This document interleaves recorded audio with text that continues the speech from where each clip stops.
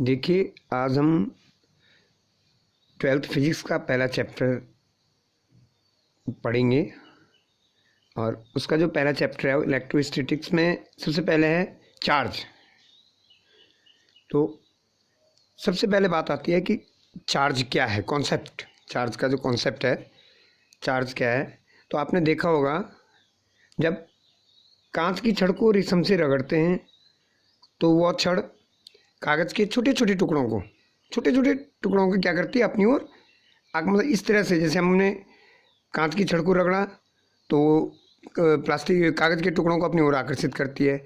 इसी प्रकार आप जनरली देखो, प्लास्टिक की छड़ को सिर के बाल से रगड़ा जाता है तो वह भी कागज़ के टुकड़ों को अपनी ओर आकर्षित करती है। अब प्लास्टिक के छड़ के बजाय आपने देखा होगा, आपके पास जो लाइन खींचने का जो रोलर होता है, रोलर को आप एक बार थोड़ा अपने सिर से रगड़िए और छोटे छोटे कागज़ के टुकड़े जैसे हमने यहाँ पे रख दिए और इस तरह से उसको लगाइए तो वो सारे कागज़ के टुकड़े को उस पर क्या होता है, चिपक जाते हैं। तो इससे क्या पता लगा, जब तक हमने रगड़ा नहीं था उसको, कांच की छड़ को या कागज़ के टुकड़ों को जब तक हमने रगड़ा नहीं था, तब तक क्या वो कांच की छड़ या प्लास्टिक की छड़ जो है कागज़ के टुकड़ों को अपनी ओर आकर्षित कर रही थी?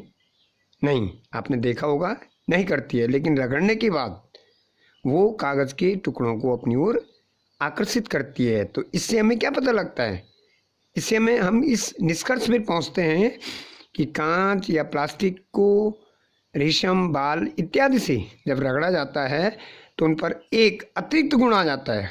अतिरिक्त गुण का मतलब है कि वो जो है कागज़ के टुकड़ों को अपनी ओर खींचने लग गया है, अपनी ओर आकर्षित करने लग गया है, यानी कि वो बल लगाने लग गया है। कौन?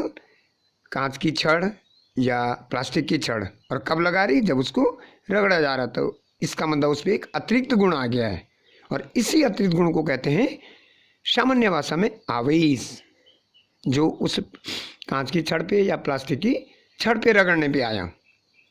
अब देखो, वो आवेश की जो अवधारणा है, आप प्रैक्टिकली देखोगे कि जब एक रेशम से रगड़ी हुई कांच की छड़ और दूसरी बाल से रगड़ी हुई प्लास्टिक की छड़ को हम जब एक दूसरे के नज़दीक ले जाते हैं तो वो दोनों छड़ें क्या करती है, एक दूसरे को अपनी ओर आकर्षित करने लगती हैं। और यदि, यानी कि इस तरह से देखिए, ये मान लो रेशम से रगड़ी हुई कांच की छड़ है, ये बाल से रगड़ी हुई प्लास्टिक की छड़ है।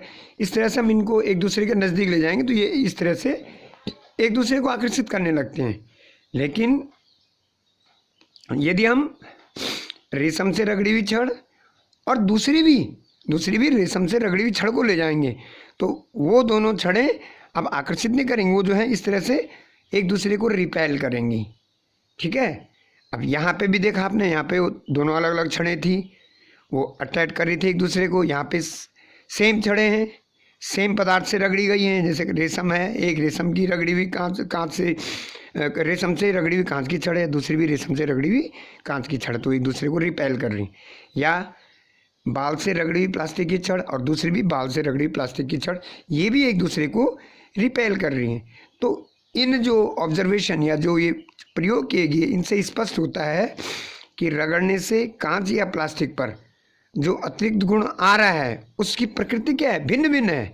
देखो, अगर यहाँ पे इन दोनों में रेशम से रगड़ी हुई कांच की छड़ ये रिपेल कर रहे थे, इसका मतलब इन दोनों में एक ही प्रकृति है और ये एक दूसरे को आकर्षित कर ली रगड़ने की बात, ये कांच की छड़ और प्लास्टिक की छड़। तो इसका मतलब इन दोनों में क्या है, अलग अलग प्रकृति है। यहाँ पे भी जो है बाल से रगड़ी हुई प्लास्टिक की छड़ है, यहाँ पे बाल से रगड़ी हुई, ये प्रतिकर्षित करे इन दोनों का मतलब इसमें ये दोनों सेम है, तो दोनों में एक ही प्रकृति है। तो वैज्ञानिक जो बेंजामिन फ्रैंकलिन ने स्पष्ट किया कि कांच को रेशम से रगड़ने के कारण कांच पर जो उत्पन्न आवेश है वो धन आवेश है, जबकि प्लास्टिक को बाल से रगड़ने के कारण प्लास्टिक पर उत्पन्न आवेश ऋण आवेश होता है। अब यहाँ पे देखिए, अब आप कई बार ऐसी स्थिति आएगी कि आप बोलेंगे भाई किस पे कौन सा चार्ज आया रगड़ने पे। तो एक वैद्युत स्थैतिक श्रेणी है जिसमें सबसे ऊपर कांच, ऊन, बाल, नायलॉन, रेशम, कॉटन और प्लास्टिक है। इस श्रेणी में यदि हम देखिए, जैसे कांच को रेशम से रगड़ा, सबसे ऊपर वाले को किसी अन्य नीचे वाले से रगड़ा गया तो ऊपर वाले पे हमेशा पॉजिटिव चार्ज आएगा और नीचे वाले पे नेगेटिव। यानी यदि हम कांच इस श्रेणी में ऊपर है, रेशम नीचे है, तो कांच और रेशम को रगड़ेंगे तो कांच पे पॉजिटिव चार्ज आ जाएगा और रेशम पे नेगेटिव चार्ज आ जाएगा। इसी प्रकार देखिए यहाँ पे हमने जो प्लास्टिक और बाल वाली बात की थी, बाल जो है इस श्रेणी में कहाँ है, ऊपर है, और प्लास्टिक कहाँ है, नीचे। तो इन दोनों को रगड़ेंगे तो हम क्या कह रहे हैं, इस श्रेणी में जो ऊपर वाला पदार्थ है, किन्हीं भी दो को रगड़ने पे जो श्रेणी में ऊपर आ रहा है उस पर हमेशा पॉजिटिव चार्ज आएगा। तो यानी बाल पे पॉजिटिव आएगा और प्लास्टिक पे नेगेटिव आएगा। ये इसकी श्रेणी है। अब देखिए सामान्य हमने अब ये चीज़ें देखी। अब यहाँ पे एक हमारे पास कंक्लूजन निकलता है कि आवेश वस्तुओं का एक, इसका मतलब आवेश वस्तुओं का एक आंतरिक गुण है जिससे वो वैद्युत बल लगा सकते हैं। आवेश को हम इस तरह भी डिफाइन कर सकते हैं कि आंतरिक गुण है जिससे वो वैद्युत बल लगा सकता है, या आवेश वस्तुओं का वो अतिरिक्त गुण है जो रगड़ने या घर्षण के कारण वस्तु पर उत्पन्न होता है और बल लगा सकता है। अब इस आवेश की प्रकृति, प्रकृति का मतलब वो आवेश रुका हुआ है, वो आवेश गतिमान है, किस कंडीशन में है, उसका अध्ययन करने के लिए भौतिक विज्ञान की अलग अलग शाखाएं हैं। देखिए, एक स्थिर आवेश अपने चारों ओर केवल विद्युत क्षेत्र उत्पन्न करता है, तो उसका अध्ययन हम करते हैं इलेक्ट्रोस्टैटिक्स में, स्थिर वैद्युतिकी में। एक समान वेग से गतिमान आवेश अपने चारों ओर विद्युत क्षेत्र और चुंबकीय क्षेत्र दोनों उत्पन्न करता है, तो इसका अध्ययन करते हैं हम मैग्नेटिक इफेक्ट ऑफ करंट, विद्युत धारा का चुंबकीय प्रभाव। और तीसरा है असमान वेग, यानी वेग एक जैसा नहीं है, वेग बढ़ता जा रहा है, यानी वो आवेश जो है एक्सेलरेटेड है, त्वरित है वो आवेश, तो वो विद्युत क्षेत्र, चुंबकीय क्षेत्र और चुंबकीय विकिरण उत्सर्जित करता है। तो असमान रूप से आवेशित, असमान वेग से आवेशित, असमान वेग से जो आवेश, गतिमान आवेश है, उसका अध्ययन किया जाता है इलेक्ट्रोमैग्नेटिक वेव्स के अंदर। ठीक हो गया। अब देखिए, मैं आपको एक जनरल, आपने केमिस्ट्री पढ़ी है 11th में, एक जनरल कॉन्सेप्ट बताता हूँ। यहाँ पे देखिए घर्षण, ये क्लियर हुआ। अब इसकी इलेक्ट्रॉन थ्योरी के आधार पे इसकी हमें इसकी व्याख्या करनी है। तो आपने देखा होगा जब इलेक्ट्रॉन थ्योरी ये कहती है कि जब हम पदार्थ को अन्य पदार्थ से रगड़ते हैं, आपने देखा होगा हम ऐसे करते हैं तो हमारे हाथ क्या हो जाते हैं, गर्म हो जाते हैं। यानी ये जब हमने, ये काइनेटिक एनर्जी है, रगड़ा, हमारे हाथ गर्म हुई, हीट एनर्जी में ट्रांसफ़र हुई। तो वैसे ही जब पदार्थ, दो पदार्थों को रगड़ेंगे हम, जैसे कांच की छड़ और रेशम को अगर हम रगड़ेंगे तो उन दोनों में घर्षण के कारण क्या होगी, ऊष्मा उत्पन्न होगी, जिससे वो पदार्थ गर्म होगा। अब गर्म होगा तो उससे क्या होगा, उसके जो इलेक्ट्रॉन्स हैं, यानी पदार्थ छोटे छोटे परमाणु से मिलकर बना, परमाणु के अंदर उसके नाभिक में प्रोटॉन और न्यूट्रॉन्स हैं और बाहर जो है नाभिक के चारों ओर इलेक्ट्रॉन मूव करते रहते हैं। तो वे इलेक्ट्रॉन, उनकी क्या हो जाती है, गतिज ऊर्जा बढ़ जाती है, जिससे पदार्थ के परमाणु के इलेक्ट्रॉन त्वरित होकर के, यानी उनका वेग बढ़ जाता है, परमाणु से क्या हो जाते हैं, अलग हो जाते हैं। और जब परमाणु से अलग हो जाते हैं तो देखिए एक जनरल कॉन्सेप्ट देखिए, एक परमाणु ये है, सामान्य कंडीशन में इसमें अगर 4 प्रोटॉन हैं तो इसके चारों ओर इसमें 4 न्यूट्रॉन भी होंगे। अब आप देखिए ये 4 न्यूट्रॉन है। अब अगर इस परमाणु को गतिज ऊर्जा मिली तो गतिज ऊर्जा, यानी एक तरह से ऊर्जा मिली, तो इसके ये इलेक्ट्रॉन क्या हो जाएंगे, त्वरित हो जाएंगे और इनको इतनी ऊर्जा मिल जाती है कि ये यहाँ से एस्केप कर जाते हैं, निकल जाते हैं बाहर। सपोज एक इलेक्ट्रॉन निकल गया, देखिए एक इलेक्ट्रॉन निकल गया तो अब परमाणु में क्या स्थिति रह गई, 4 प्रोटॉन और इलेक्ट्रॉन कितने रह गए, 1, 2 और 3। अब कुल आवेश कितना हो गया परमाणु में, देखिए 4 प्रोटॉन मतलब प्लस 4 इलेक्ट्रॉन और 3 न्यूट्रॉन, 3 इलेक्ट्रॉन, तो plus minus 3 electron total charge, क्योंकि इलेक्ट्रॉन पे चार्ज नेगेटिव, तो टोटल चार्ज हो गया उस पर प्लस 1 इलेक्ट्रॉन के बराबर का टोटल चार्ज आ गया। और यहाँ पे जबकि टोटल चार्ज क्या था इसका, सामान्य कंडीशन में 0, क्योंकि 4 प्रोटॉन प्लस 4 इलेक्ट्रॉन माइनस ई, तो इक्वल टू 0 हुआ। तो अब जो ये इलेक्ट्रॉन निकला, ये इलेक्ट्रॉन उस दूसरे पदार्थ पे चले गया। जैसे कांच की छड़ से, ये माना कांच की छड़ थी, तो वो इसको रेशम से जब रगड़ा गया इससे, तो ये इलेक्ट्रॉन कहाँ चले गया, यहाँ रेशम पे चले गया, यहाँ। तो अब रेशम पे एक अतिरिक्त इलेक्ट्रॉन आ गया। सामान्य कंडीशन में रेशम पे भी चार्ज 0 था, लेकिन अब एक अतिरिक्त इलेक्ट्रॉन आ गया तो रेशम पे चार्ज हो गया नेगेटिव चार्ज। यहाँ जितना यहाँ पॉजिटिव चार्ज है उतना ही रेशम पे नेगेटिव चार्ज है। ये कहता है, अब इलेक्ट्रॉन थ्योरी पे हम, थ्योरी के आधार पे हम क्या कर सकते हैं, आवेश उत्पत्ति की व्याख्या कर सकते हैं। देखिए कांच रेशम रगड़ा इसको, काइनेटिक एनर्जी, ये काइनेटिक एनर्जी हीट एनर्जी में कन्वर्ट हुई। अब हीट एनर्जी के कारण जो कांच के परमाणु का जो इलेक्ट्रॉन है वो यहाँ से निकल के कहाँ निकल गया, रेशम में। तो यहाँ से जब इलेक्ट्रॉन निकला तो कांच की छड़ पे जो है पॉजिटिव चार्ज आ गया, और रेशम पे उतना ही, जितना पॉजिटिव चार्ज यहाँ आया उतना ही नेगेटिव चार्ज यहाँ पे आ जाता है। तो ये थी इलेक्ट्रॉन थ्योरी के आधार पे आवेश की उत्पत्ति की व्याख्या। अब सामान्य है, विद्युत आवेश के मूलभूत गुण, जो आवेश उत्पन्न हुआ है उसके गुण क्या हैं। तो उसके पहला गुण आता है एडिटिविटी ऑफ इलेक्ट्रिक चार्ज, विद्युत आवेश की योज्यता। इसका तात्पर्य है, योज्यता का मतलब है कि कोई हमारे पास निकाय है या कोई वस्तु है, तो उस पर कुल आवेश, उसमें उपस्थित सभी आवेशों के बीजगणितीय योग के बराबर होता है।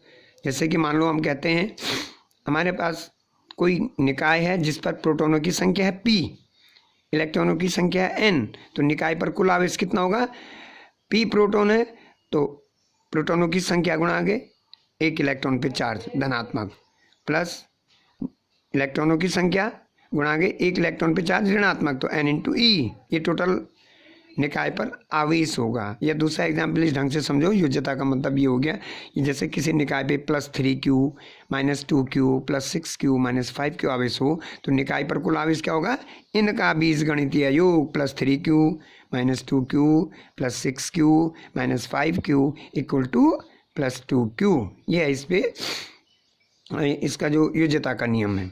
दूसरा है विद्युत आवेश का संरक्षण, यानी कंजर्वेशन ऑफ इलेक्ट्रिसिटी। इसका तात्पर्य यह है कि आवेश को न तो हम उत्पन्न किया जा सकता है और न ही नष्ट किया जा सकता है। अब आप बोलेंगे सर कि आवेश को उत्पन्न नहीं किया तो यहाँ कैसे ये आवेश आया, बात है ना कि कांच में कैसे आवेश आया, ये उत्पन्न ही तो हुआ है।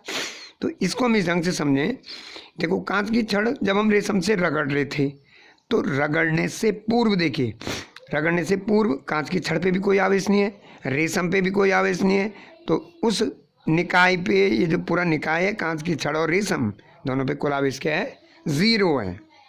अब जब हमने रगड़ा, तो रगड़ने में जो हम बात कर रहे थे कि रगड़ने में क्या होगा, kinetic energy transfer into heat energy, और उस हीट एनर्जी के कारण इलेक्ट्रॉन, कांच के पदार्थ के इलेक्ट्रॉन त्वरित होते हैं और वो एस्केप कर जाते हैं परमाणु से।